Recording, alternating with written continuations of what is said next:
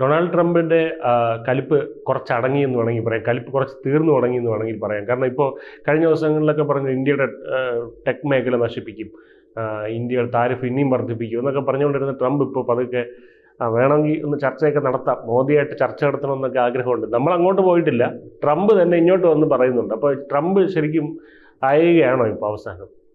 വിജയ്, ഇതിനകത്ത് വലിയൊരു കാര്യം നമ്മൾ പഠിക്കേണ്ടതായിട്ടുണ്ട്. ഈ രണ്ടാം മഹായുദ്ധത്തിന് ശേഷം ലോകത്തിനെ എല്ലാം പറ്റിച്ച് പൈസ ഉണ്ടാക്കിയ ഒരു രാജ്യമായി അമേരിക്ക. പിന്നെ അവനത് അതിനകത്തേക്ക് ഇറങ്ങി പരിശോധിക്കുമ്പോൾ പറയുന്നതിനകത്ത് ആൾക്കാർ ബുദ്ധിമുട്ടുണ്ടാവും. കോട്ടിട്ട ഒരു വായി നോക്കി എന്ന് വേണം അമേരിക്കയെ പിടിക്കാൻ, നമ്മുടെ ഒരു നാടൻ ഭാഷയെ പറഞ്ഞു. കാരണം പൈസ ഉണ്ടായെന്നുള്ളതേ ഉള്ളൂ, അല്ല സാംസ്കാരികമായിട്ടൊന്നും വലിയ പൈതൃകവും ഒന്നും ഉള്ള രാജ്യമല്ല ഈ അമേരിക്ക എന്ന് പറഞ്ഞാൽ. ദീർഘമായിട്ട് പരിശോധിച്ചാൽ മനസ്സിലാവും. ആ അമേരിക്കയെ രക്ഷപ്പെടുത്തിയെന്ന് പറഞ്ഞാൽ ഇപ്പോൾ ഇയാൾ പറയുന്നുണ്ട്, ഞാൻ ഇന്ത്യക്കാരെ പുറത്താക്കും. വിദേശ രാജ്യങ്ങളിൽ ചെന്ന് പല ആൾക്കാരും ചെന്ന് അവിടെ പണിയെടുത്ത് ഉണ്ടാക്കി ഡെവലപ്പ് ചെയ്ത് പലയിടത്തു നിന്നും വന്ന മനസ്സിലാവുന്നുണ്ട്. അല്ലാതെ അമേരിക്ക അവിടെ ഒരു അങ്ങനത്തെ ഒരു രാജ്യമൊന്നും പലയിടത്തു നിന്നും വന്നവരുടെ അല്ലെങ്കിൽ ജൂതന്മാരുണ്ട്. ഇപ്പൊ നമ്മുടെ ഇവിടുന്ന് ഇന്ത്യക്ക് പോയിട്ടുണ്ട്, പല രാജ്യങ്ങളിൽ വന്ന ആൾക്കാർ. മാത്രമല്ല അവരുടെ കഷ്ടപ്പാടിന്റെയും അവരുടെ തലച്ചോറിന്റെയും ഒക്കെ ഒരു റിസൾട്ടായി അമേരിക്ക എന്ന് പറയും. അപ്പം അങ്ങനത്തെ ഒരു രാജ്യം ഇപ്പൊ ഇയാള് ഈ പറയുന്ന അങ്ങനെ ഉയർച്ചയിൽ വന്ന ഇല്ല പറഞ്ഞ ഒച്ചഴഞ്ഞ അക്ഷരമാവെന്ന് പറയും. അതുപോലെ ഇയാള് യോഗം കൊണ്ട് ലോകത്തിലെ ഏറ്റവും വലിയ രാജ്യമായി ഇപ്പോൾ ലോകത്തിലെ ഏറ്റവും സാമ്പത്തിക രാജ്യം, സാമ്പത്തിന് മുമ്പിൽ സൈനിക ബലത്തിന് മുമ്പിൽ എല്ലാ രീതിയിലും ഇദ്ദേഹത്തിൻ്റെ കീഴിൽ അല്ലെങ്കിൽ അമേരിക്കയുടെ കീഴിൽ എല്ലാ രാജ്യങ്ങളും അംഗീകരിച്ചു പോകേണ്ടതായിട്ടുള്ള ഒരു അവസ്ഥ ഒക്കെ വന്നിട്ടുണ്ട്.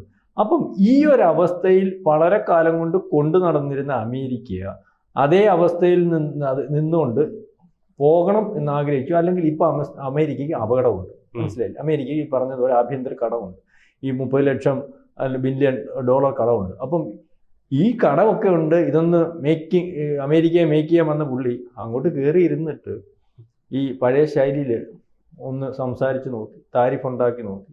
ഇത് ഏറ്റവും അവസാനം വന്ന് നമ്മുടെ പുറത്തോട്ട് കയറാൻ തുടങ്ങിയപ്പോൾ ആ സംഭവമൊക്കെ മാറി. ഈ നമ്മുടെ ഇന്ത്യ മഹാരാജ്യത്തിനകത്ത് ഇയാൾ ഈ പറഞ്ഞതുപോലെ ഏറ്റവും വലിയ സുഹൃത്താണെന്ന് പറയുന്ന രാജ്യം, അല്ലെങ്കിൽ ഇന്ത്യ മഹാരാജ്യത്തെയും ബാക്കി 100 രാജ്യങ്ങളുടെ കൂട്ടത്തിൽ നമ്മൾ പറയത്തില്ലേ ഈ തെങ്ങിനും കമുങ്ങിനും ഒരേ ലായിപ്പെടരുന്ന് കയറാൻ വേണ്ടി ബാക്കിയുള്ള രാജ്യങ്ങളെടുത്ത് അത് പ്രയോഗിച്ചു, ഇന്ത്യ എടുത്ത് പ്രയോഗിച്ചു. ഇന്ത്യ കയറി നേരെ എന്നപ്പോഴത്തേന് അമേരിക്കയുടെ ചീട്ട് കയറി. ഈ താരിഫ് യുദ്ധത്തിനകത്ത് ഈ പറയുന്നത് പോലെ നമ്മൾക്ക് ദോഷം വരുമോ അമേരിക്കയ്ക്ക് ദോഷം വരുമോ എന്നുള്ള കാര്യം നാളെ കാലത്ത് തീരുമാനിക്കേണ്ടി വരും. ഒരുപക്ഷെ നമ്മൾക്ക് ദോഷം വരുന്നെങ്കിൽ നമ്മുടെ പ്രധാനമന്ത്രി പറഞ്ഞു അതിൻ്റെ ഉത്തരവാദിത്വം ഞാൻ ഏറ്റെടുത്തു, ഞാൻ ഇന്ത്യ മഹാരാജ്യത്തിൻ്റെ അകത്ത് നമുക്ക് ഈ പ്രശ്നം ഏറ്റെടുക്കേണ്ടതായിട്ടുണ്ട്. ഈ അമേരിക്കയുടെ താരിഫ് അമേരിക്കയുടെ താല്പര്യമനുസരിച്ച് അല്ലെങ്കിൽ വ്യാപാര കരാർ അവരുടെ താല്പര്യം അനുസരിച്ച് വിട്ടുകൊടുക്കുക. വ്യാപാര കരാറിന്റെ പ്രശ്നമൊക്കെ ആണല്ലോ താരിഫിന് വിട്ടുകൊടുത്താൽ ഇന്ത്യക്കകത്ത് നിൽക്കുന്ന ഇന്ത്യയുടെ നട്ടലായിട്ട് ഇന്ത്യയുടെ GDP ഗ്രോത്തിന് ഏറ്റവും പ്രധാനമായിട്ടുള്ള അല്ലെങ്കിൽ ഇന്ത്യക്ക് ഏറ്റവും കൂടുതൽ വേണ്ടപ്പെട്ടവരായിട്ട് കർഷകരും അല്ലെങ്കിൽ പാൽ ഉത്പാദകർക്കും ഒക്കെ കുഴപ്പം വരും. അപ്പോൾ ഇതിനകത്ത് വരുന്ന കുഴപ്പം ഞാൻ കൈകാര്യം ചെയ്തോളാം എന്ന് പറഞ്ഞിറങ്ങുമ്പോൾ ഈ താരിഫിനകത്ത് കുഴപ്പം വരാൻ പോകുന്നത് അമേരിക്കയ്ക്കാണെന്നും അമേരിക്കയ്ക്ക് അകത്താണെന്നും അമേരിക്കയിലെ വ്യവസായികളും അമേരിക്കയിലെ സാമ്പത്തിക ശാസ്ത്രജ്ഞന്മാരും അല്ലെങ്കിൽ ഈ പറയുന്നത് മറ്റു പല അതിനെപ്പറ്റി ബോധ്യമുള്ള വിഭാഗങ്ങളും ഒക്കെ പറഞ്ഞാൽ ഇപ്പൊ ഏറ്റവും അവസാനം പുള്ളി പല രീതിയിൽ വരട്ടെ. 25% അവിടെ നമ്മൾ മൈൻഡ് ചെയ്തോ, 50% നമ്മൾ മൈൻഡ് ചെയ്തോ. IT മേഖലയിൽ ഔട്ട്സോഴ്സിങ് ഇപ്പൊ കയറി ചവിട്ടി പിടിച്ചാൽ അവിടുത്തെ കമ്പനികൾക്ക് കുഴപ്പം വരും എന്നുള്ളതല്ല. തലയ്ക്കകത്ത് താമസമുള്ളവന്മാർ പണിയെടുത്താലല്ലേ അവരുടെ കാര്യങ്ങൾ നീങ്ങുന്നു. നമ്മൾ വേറെ ഈ പറഞ്ഞതുപോലെ നമ്മൾ വേറെ യൂറോപ്യൻ രാജ്യത്തോടും മറ്റു രാജ്യത്തിലേക്കും നമ്മുടെ കമ്പനി ഔട്ട്സോഴ്സിങ്ങിന്റെ കാര്യത്തിനകത്ത് ശകലം സ്ട്രെയിൻ എടുക്കേണ്ടി വരും. വന്നു കഴിഞ്ഞാൽ അമേരിക്കൻ്റെ പണി. അപ്പം ഇദ്ദേഹം എടുത്ത നടപടിക്രമങ്ങളൊന്നും ഈ പറയുന്ന പോലെ നമ്മൾ മൈൻഡ് ചെയ്യാതെ പോവുകയും ഇയാൾ വിചാരിച്ചു ഈ വിരട്ടിനകത്തൊക്കെ നമ്മൾ അങ്ങോട്ട് കയറി വിളിക്കുമെന്ന് വിചാരിച്ചു. നമ്മൾ അങ്ങോട്ട് കയറി സംസാരിക്കുന്നു, ഒരു വട്ടം പോലും വിളിച്ചില്ല. അവസാനം അയാൾ യൂറോപ്യൻ രാജ്യങ്ങളെടുത്ത് പറഞ്ഞു, നാറ്റോയുടെ അടുത്ത് പറഞ്ഞു, അല്ലെങ്കിൽ ഇയാളുടെ ചിങ്കിടികളെ കൊണ്ട് പറയിച്ചു. നമ്മൾ എന്തെങ്കിലും മറുപടി പറഞ്ഞില്ല. മറുപടി നമ്മൾ ഏറ്റവും അവസാനം ഈ 50% താരിഫ് വന്നപ്പോൾ നമ്മുടെ പ്രധാനമന്ത്രി നമ്മുടെ ഈ ജനങ്ങളുടെ മറുപടി എന്ന് പറയുന്നതാണ്, നമ്മൾ ഇതിനകത്ത് വിട്ടുകൊടുക്കുന്ന വിഷയമേ ഇല്ല. ആരും പേടിപ്പിച്ചാൽ പേടിക്കുന്ന രീതിയിലേക്കുള്ള ഒരു രാജ്യമൊന്നുമല്ല ഇന്ത്യ.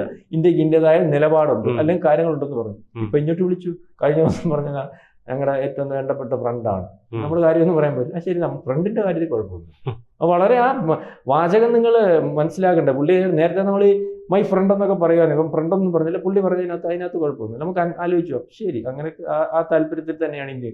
ഇന്നലെ വീണ്ടും ഇദ്ദേഹം പറഞ്ഞിട്ടുണ്ട്, വ്യാപാര കരാർ 2 രാജ്യത്തിൻ്റെയും ടീമുകൾ തമ്മിൽ വളരെ ഗൗരവമായിട്ട് ചർച്ച ചെയ്തുകൊണ്ടിരിക്കുന്നു. മോദിയുമായിട്ടും ഇന്ത്യയുമായിട്ടും ഒരു നല്ല ബന്ധത്തിൽ തന്നെ പോകുന്നതിനാണ് നിങ്ങൾക്ക് താല്പര്യം. അത്തരത്തിൽ വ്യാപാര കരാർ ഉണ്ടാകുമെന്നാണ് ഞാൻ വിചാരിക്കുന്നത്. മോദി പറഞ്ഞ് സ്വാഗതം ചെയ്യുന്നു, അതിനകത്ത് നമുക്ക് ബുദ്ധിമുട്ടൊന്നുമില്ല.